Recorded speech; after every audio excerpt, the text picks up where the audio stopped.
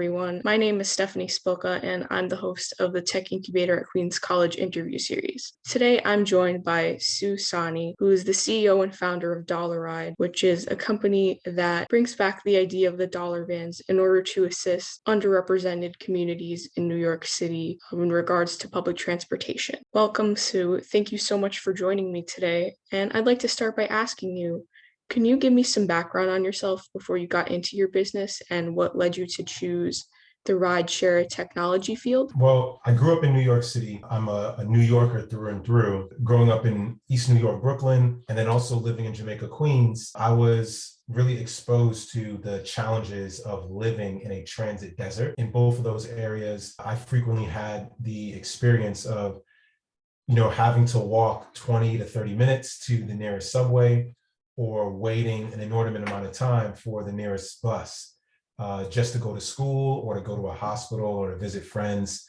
and travel around the city. So my relationship with transportation and specifically public transit really shaped the way I thought about access and equity and mobility. But I didn't really start working on Dollaride or this transit related issue until about 6 years ago, or about maybe even 7 years ago, when I realized that I had two uncles, people in my family who were dollar van drivers back in the 80s and 90s. And after uncovering what my uncles' experiences were, working in the dollar van industry and then becoming successful business owners themselves, that's when I realized that, there's a story here and an impact that dollar vans have on the local community that I could probably magnify with technology and the resources that I could bring as an entrepreneur. That's a little bit about my story and the history that's kind of interwoven into my family that made me really inspired by dollar vans and what they can become. So could you explain how an interested user would be able to access Dollaride and use it? Yeah, absolutely. So while Dollaride is still currently a startup, and we're working in very specific areas of New York City, our customers and users ultimately just download our mobile apps from the app stores, both Google Play and the Apple App Store. And for example, if you're a passenger, you download the Rider app, and within the app, you can see where are the nearby dollar van vehicles and routes that can help you get from point A to point B. And once you're nearby a route, you can actually go through an experience where you can identify a driver. Once you get on the vehicle, you can pay for your fare or for that ride, and then ultimately see your ETA and distance to your destination along the route. So the key thing to learn or to know here is that the ride experience within the dollar van ecosystem and most informal transit networks is along fixed routes, just like a bus service would be. But what Dollaride does is we make this whole experience transparent and digitally enabled, so that you don't necessarily have to be an expert or even be familiar with these types of services in order to access them right from your smartphone. So that's basically how it works today.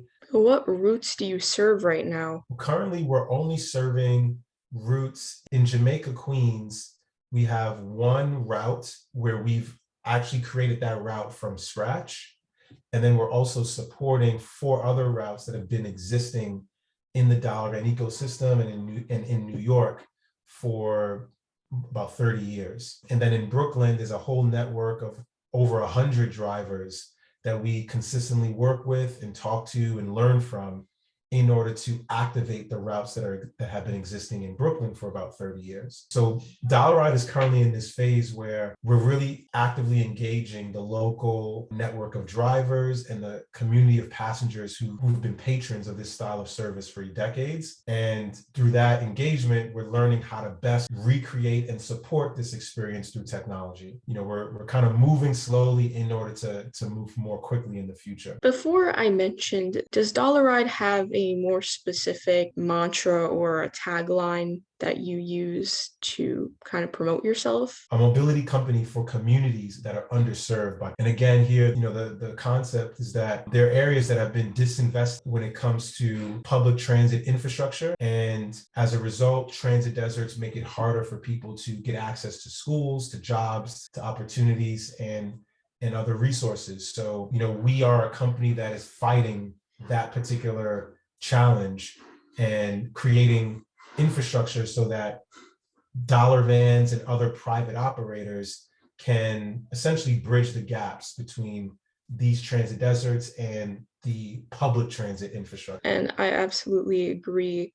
It's a great service you're providing, really. So now onto yourself a little more rather than your company. What attributes of yourself do you consider to create success within? First, I've grown up and lived some experiences as an athlete, through high school and in college that has made me really determined and confident in my ability to persevere challenges and frequent setbacks. So, without going into too long of a story, when playing football and oftentimes even basketball on a large scale, where you have a lot of people looking at you and watching, rooting for you as well as rooting against you, you have to learn how to deal with adversity and to deal with frequent challenges and do so in a way where you quickly rebound from those issues and those challenges. Do you feel like you've ever had a big failure that you were able to learn and bounce back from? Oh, yeah, absolutely. I feel like I've had countless failures. I don't look at them as failures anymore. I look at them as opportunities to grow and learning experiences. But very frequently, I am dealing with situations where things don't go the way that I planned and they can be perceived as setbacks. So one example, which I think might resonate with a lot of students and people, especially if you have like a fear of public speaking. In my last company, before I started Dollaride, I was the CEO and one of the co-founders of a technology company that helped nonprofits fundraise online. It was called We Did It. And at the time, my co-founder, who's also one of my best friends, was and is still a phenomenal public speaker and salesperson and an entrepreneur. And at that time, I wasn't as confident as well as proficient as a public speaker. So although I was the CEO, he often pitched the company at pitch competitions or whenever we'd have investor meetings and also during sales meetings. And there came a time where there was one day where I had to do a pitch and he wasn't around. And not only did I find myself uneasy and nervous during this experience, there was a point where I literally forgot my lines, so to speak. Like I forgot how to describe the company. And if you can imagine, I'm like on this stage in front of, dozens of people, and I forget how to actually pitch. And luckily, someone in an audience who knew our company was like throwing me keywords and like yelling out things, and that it kind of like jogged my memory. But it was totally embarrassing. And it's one of those things that I think for people who have fear of public speaking, it's like that gut wrenching, moment that you really fear, like forgetting what to say. And that is exactly what happened to me. And I thought to myself, you know what? The reason why this happened is because I've let all this time go by, allowing my co-founder to do the job that I was actually supposed to do.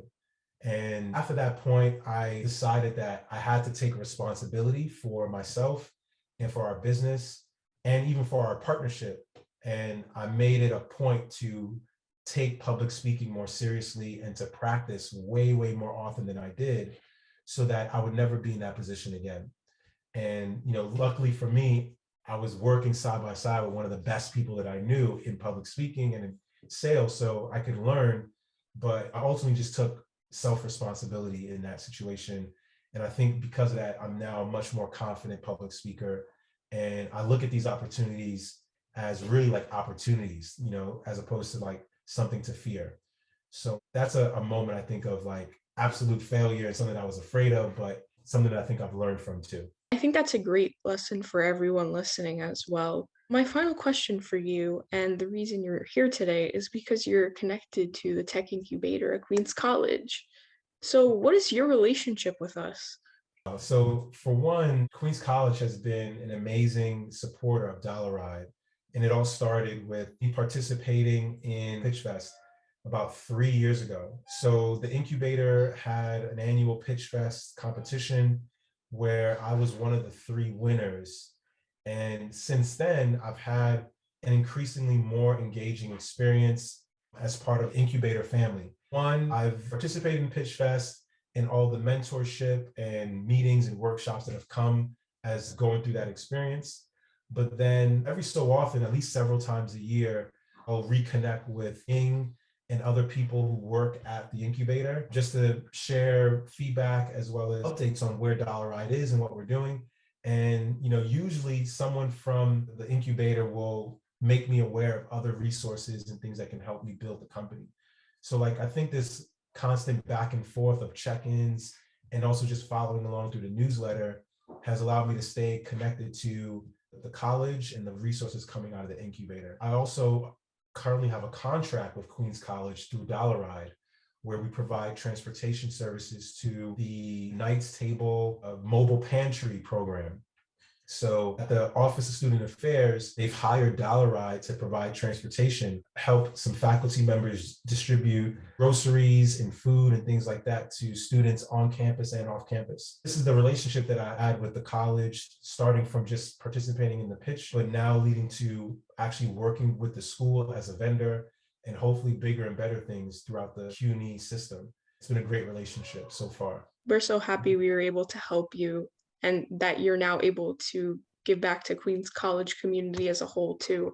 In fact, I should mention too, there's been at least two students who've interned at Dollaride over the last couple of years as well. And I'm really proud to say that I know both of them have gone on to get full-time jobs as software engineers at other companies. One student in particular, Noor Aleem, is now a software engineer at Accenture, which is a really prominent management consulting firm. And he had interned at Dollaride, for a semester while he was at school, and then he continued even for about a year after he had graduated. And, I think through working with us, gaining some experience, and then, being able to leverage me for recommendations and writing, introducing him to potential employers, he's able to land an amazing job. So I was really proud of that and would love to create more opportunities for students coming from Queens College in the same way. Congratulations to those students. Thank you so much, Sue, for joining me today. It was wonderful hearing about Dollaride and yourself. Thank you once again for the services that you provide to the community. It's an honor for us to help you out with your business and your progress. And it was great meeting you. I hope you have a great day. Thank you, Stephanie. It was my pleasure. And yeah, I look forward to the future working with you all in more deeper and progressive ways. Thank you.